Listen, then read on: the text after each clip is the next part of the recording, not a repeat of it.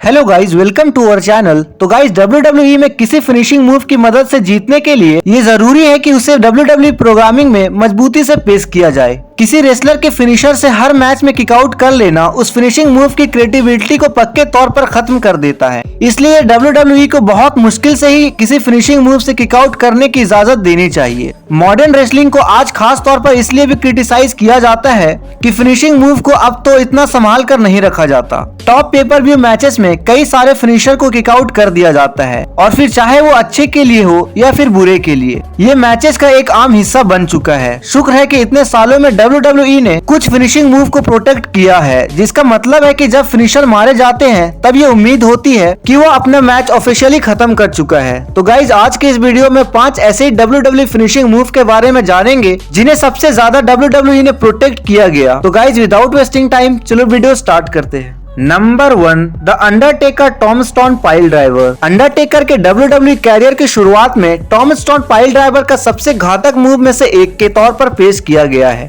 इस मूव से किकआउट करने के लिए किसी बहुत ही बड़े लेजेंडरी रेसलर को इजाजत मिली थी और ये WWE की तरफ से बहुत ही अच्छा फैसला था, क्योंकि इस मूव को अब तक के सबसे आइकॉनिक फिनिशिंग मूव में से एक माना जाता है। और ये बहस हमेशा ही होती है कि अगर इसे शुरुआत में प्रोटेक्ट नहीं किया गया होता तो क्या ये इतनी आइकॉनिक मूव बनी रह पाती। रेसलर के फिनिशिंग मूव से किकआउट करना खास तौर से रेसलमेनिया इवेंट्स के थीम बन गया है। ये उम्मीद थी कि अंडरटेकर के रेसलमेनिया मैच में कम से कम एक बार इस मूव से किकआउट किया जाएगा, जो कुछ हद तक टॉमस्टोन की शोहरत पर भी असर डालेगा। लेकिन ये स्पॉट ऑडियंस को हमेशा खुश करता है, इसलिए समझ आता है कि उन्होंने ऐसा क्यों किया। Number 2, the rock the people's elbow. भले ही the rock the people's elbow finishing move अब तक के सबसे खतरनाक फिनिशर नहीं है, लेकिन इससे भरोसेमंद और खतरनाक बोलकर ही पेश किया गया था। इस मूव के असल में बहुत कुछ ड्रामे के साथ एल्बो ड्रॉप होने के बावजूद भी कोई किकआउट कर पाया था, खास तौर पर एटीट्यूड एरा के दौरान। जब भी कोई रेसलर इस मूव से किकआउट करने में कामयाब होता था तो उसे ऑडियंस की तरफ से जबरदस्त रिएक्शन मिलता था और इससे पता चलता था कि सबसे बेसिक मूव से भी कोई मैच जीता जा सकता है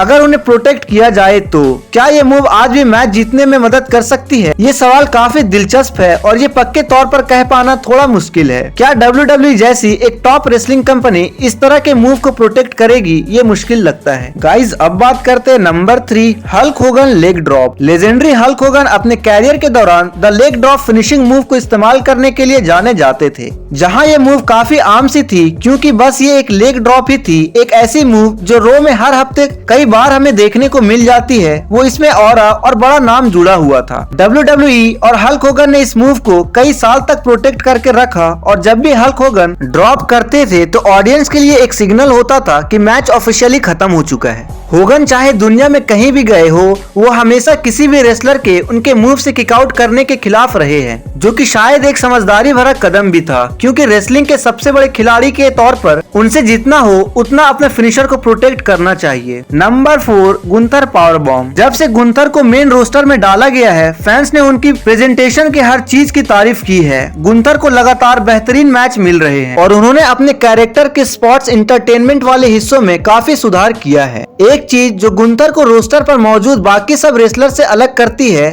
वो ये है कि वो अपनी इतनी सारी बेहतरीन मूव में से किसी भी मूव की मदद से मैच जीत सकते हैं, फिर चाहे वो लैरिएट हो, जो कि एक सबमिशन बेस्ड मूव है, या फिर पावर बॉम्ब। गुंथर के मैचेस हमेशा रोमांचक होते हैं, क्योंकि ये पता लगा पाना काफी मुश्किल होता है कि किस मूव से मैच खत्म होगा। अब गुंथर के खतरनाक पावर बॉम्ब की बात करें तो इस मूव को WWE ने बहुत ही ज्यादा प्रोटेक्ट किया है और इससे लगभग गुंथर की सबसे खतरनाक फिनिशर के तौर पर पेश किया गया है, जिसका इस्तेमाल वो अपने अपोनेंट को पूरी तरह से खत्म करने के लिए करते हैं। गाइज, अब बात करते हैं number 5, Baron Corbin end of days. Modern wrestling में कोई नई फिनिशिंग मूव बनाना काफी मुश्किल काम है और उससे भी ज्यादा मुश्किल है WWE को उसे प्रोटेक्ट करना।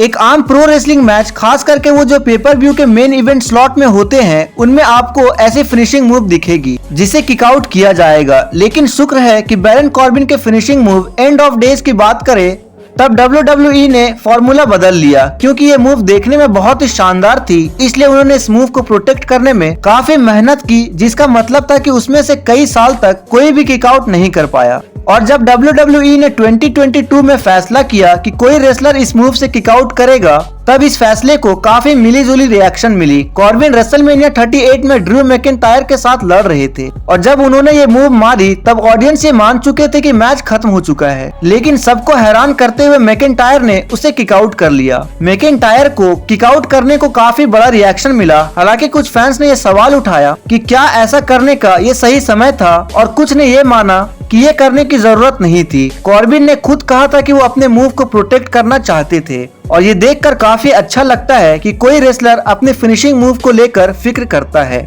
तो गाइज ये थे WWE के हिस्ट्री के 5 सबसे प्रोटेक्टिव मूव्स के बारे में। तो गाइज ऐसे ही वीडियोस पाने के लिए हमारे चैनल को लाइक, शेयर एंड सब्सक्राइब करके बेल आइकन जरूर प्रेस करें।